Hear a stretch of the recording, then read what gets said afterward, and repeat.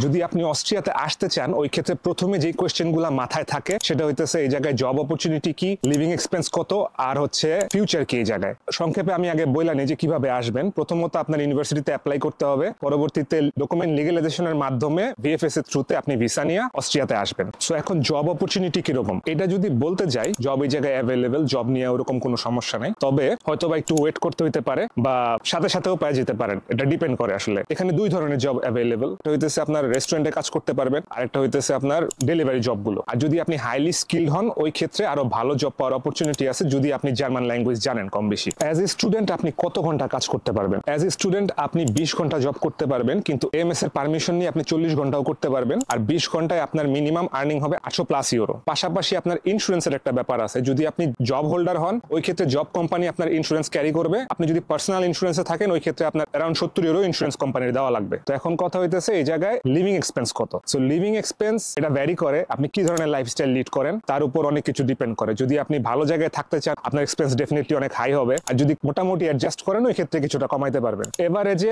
আপনার 600 ইউরোর মতো per month খরচ হবে। সো অস্ট্রিয়া আসার ক্ষেত্রে সবচেয়ে ইম্পর্টেন্ট যে বিষয়টা সেটা হইতেছে অ্যাকোমোডেশন। এখন স্টুডেন্টরা এই জায়গায় প্রপার অ্যাকোমোডেশন ছাড়া আসে, পরবর্তীতে তারা প্রচন্ড রকমের সাফার করে, যার ফলে অনেকে পরবর্তীতে দেশেও চলে যায়। সো এখন অ্যাকোমোডেশন কিভাবে ম্যানেজ করবেন? এখানে দুই ধরনের অ্যাকোমোডেশন আছে, একটা হইতেছে স্টুডেন্ট ডর্ম আর একটা হচ্ছে অ্যাপার্টমেন্ট। সো স্টুডেন্ট ডর্মের জন্য আপনার আগে থেকে অ্যাপ্লিকেশন করতে হয়। এখন যদি ডর্ম অ্যাপ্রুভাল দেয় ওই ক্ষেত্রে আপনি ডর্মে থাকতে পারবেন, আর অ্যাজ এ স্টুডেন্ট ডর্মে থাকাটাই বেটার, কারণ এটাতে আপনি যথেষ্ট পরিমাণ টাকা সেভ করতে পারবেন। আর যদি কোনো কারণে আপনি ডর্মে সিট না পান ওই ক্ষেত্রে আপনার প্রাইভেট অ্যাপার্টমেন্ট নিতে হবে। আর প্রাইভেট অ্যাপার্টমেন্ট নেওয়ার ক্ষেত্রে কিছু কমপ্লেক্সিটি আছে, এর মধ্যে অন্যতম হইতেছে আপনার পার্সোনালি যাইতে হবে, যা দেখতে হবে, দেখা তারপর বাসা ভাড়া নিতে হবে। আর প্রাইভেট অ্যাপার্টমেন্ট একটু এক্সপেন্সিভ, আর বাংলাদেশ থেকে আপনার অ্যাপয়েন্টমেন্ট নিয়ে এই জায়গায় বাসা দেখাটাও একটু কষ্টসাধ্য। এখন ডরমেটরিজে খরচ কেমন? যদি আপনি ডরমেটরিজে থাকেন ওই ক্ষেত্রে আপনার খরচ পড়তে পারে 400± ইউরো, আর যদি আপনি প্রাইভেট অ্যাপার্টমেন্ট নেন ওই ক্ষেত্রে খরচ কিছুটা হাই হবে। যদি শেয়ার্ড অ্যাপার্টমেন্টেও থাকেন ওই ক্ষেত্রে আপনার 400+, আর যদি নিজে একটা অ্যাপার্টমেন্ট নিয়ে থাকতে চান ওই ক্ষেত্রে আপনার 700+ ইউরোর মতো খরচ পড়বে।